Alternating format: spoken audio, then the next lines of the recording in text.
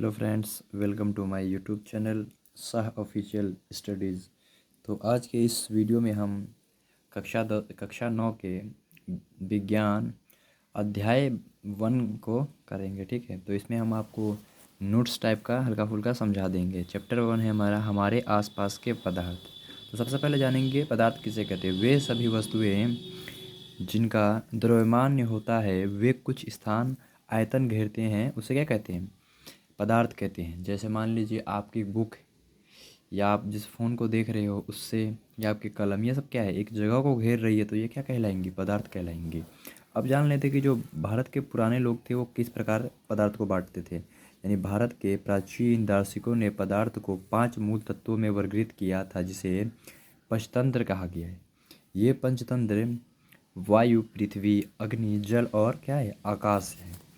इसके आगे देखिए क्या है, आधुनिक जो वैज्ञानिक है। अब आधुनिक में हम चलेंगे क्योंकि हम मॉडर्न में ज़माना आ चुका है। तो आधुनिक वैज्ञानिकों ने पदार्थ को भौतिक गुणधर्म एवं रासायनिक प्रकृति के अनुसार आधार पर 2 प्रकार से वर्गीकृत किया गया है। तो सबसे पहला देखिए क्या है, पदार्थ का भौतिक स्वरूप। आपका भौतिक स्वरूप किस प्रकार का देखिए, तो पहला उसका गुण दिखा गया पदार्थ के भौतिक स्वरूप का। पदार्थ कणों से मिलकर बना होता है। अब जैसे देखिए क्या है, जब हम जल में नमक घोलते हैं तो नमक के कण जल के कणों के के के बीच रिक्त स्थानों में क्या होता है, समावेशित हो जाता है, यानी कि घुल जाता है। ठीक है, यानी घुल जाता है। तो इससे क्या मालूम चल रहा है कि पदार्थ कणों से मिलकर बना होता है, इसीलिए वह घुल जा रहा है दूसरे चीज़ों में। दूसरा है, पदार्थ के कण बहुत छोटे होते हैं। इतने इतने छोटे होते हैं कि हम कल्पना भी नहीं कर सकते। अब मान लीजिए नमक तो आप देख सकते हो, अब पानी के कण आप कैसे देखोगे, आप तो दिखेगा नहीं, इसलिए बहुत ज़्यादा छोटे होते हैं। अब देखिए क्या, पदार्थ के कणों के अभिलाक्षणिक गुण। अब देखिए मतलब कि ऐसे गुण हैं जिनको हमको पढ़ना जरूरी है और जानना जरूरी है। ठीक है, देखिए क्या देखिए पदार्थ के कणों के बीच क्या होता है, रिक्त स्थान होता है। जैसे मैंने बताया कि पानी के रिक्त स्थानों में क्या है, नमक घुल जा रहा है, यानी समावेशित हो जा रहा है, तो क्या है उसमें रिक्त स्थान हो रहा है। अब यहाँ जैसे देख पढ़ लेते हैं उसके बारे में। जैसे क्या है, नमक, शर्करा, डेटॉल या पोटेशियम परमैंगनेट के कण समान रूप से पानी में के रिक्त स्थानों में क्या होते हैं, समावेशित हो जाते हैं। इससे क्या मालूम चला कि पदार्थ के बीच में क्या होता है, रिक्त स्थान होता है। तो चौथा में देखिए क्या है, पदार्थ के कण निरंतर क्या होते हैं, गतिशील होते हैं, यानी कि मूवमेंट करते रहते हैं। देख लीजिए पदार्थ के कण निरंतर निरंतर गतिशील होते हैं, अर्थात उनमें क्या होता है, गतिज ऊर्जा होती है। तापमान बढ़ने से कणों की गति तेजी हो जाती है, इसीलिए हम कह सकते हैं कि तापमान बढ़ने से गतिज ऊर्जा भी बढ़ जाती है।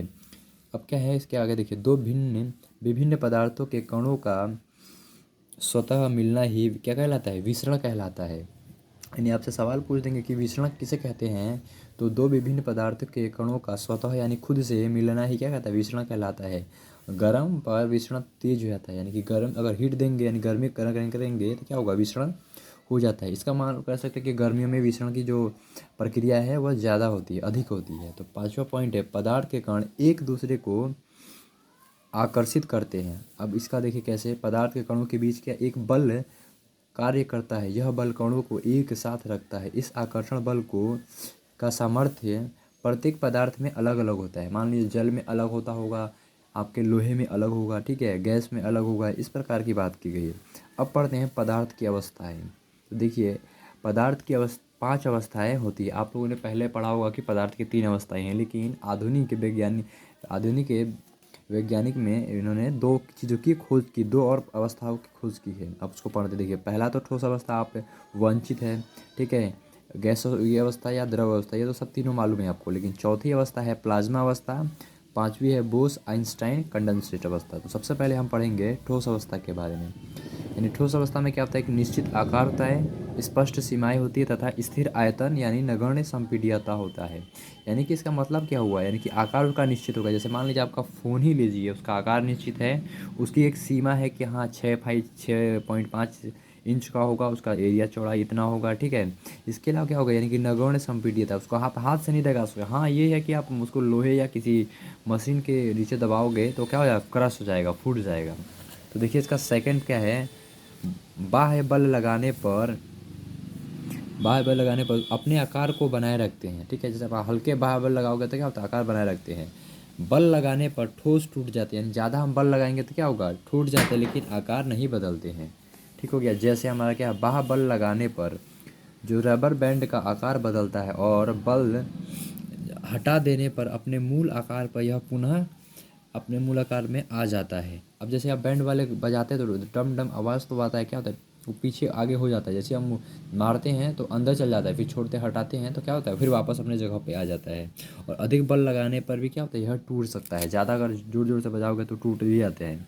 अब दूसरा क्या है, शर्करा या नमक को अपने हाथ में ले या किसी प्लेट या जार में रखे, इनकी इनकी क्रिस्टलों के आधार नहीं बदलते हैं, यानी कि जैसा है वैसे ही रहता है। ठीक है।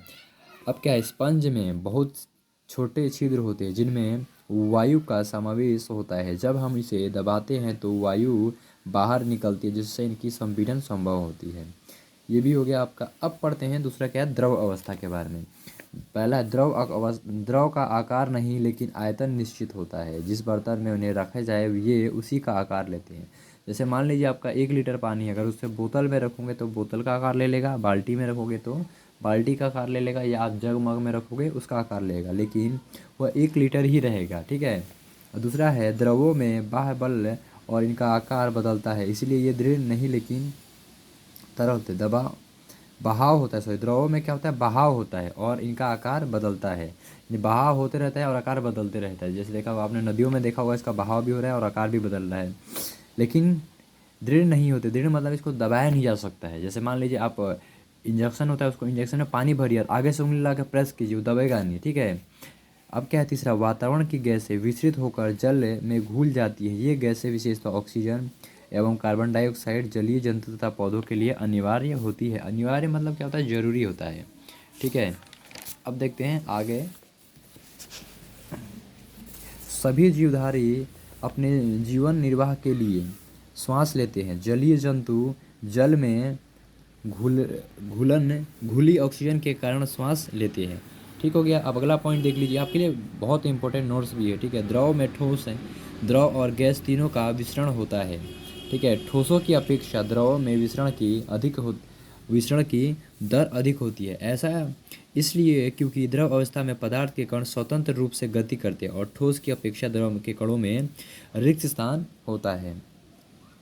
ठीक है। तो रिक्त स्थान होता है। तो फ्रेंड्स, इस वीडियो में इतना ही। अगले वीडियो में इससे आगे बढ़ेंगे, गैसीय अवस्था और उनसे आगे बढ़ेंगे। ठीक है। अगर ये वीडियो आपको पसंद आए और आपके हेल्पफुल हो तो इसे लाइक कीजिए और मेरे YouTube channel Shah official studies को सब्सक्राइब कर लीजिए, क्योंकि आपको इससे नोटिफिकेशन मिलेगा और मेरे नए नए वीडियो आपको तुरंत ही मिल जाएंगे अगर मैं अपलोड करूँगा तो। ठीक है। टेक केयर, मिलते हैं अगले वीडियो में।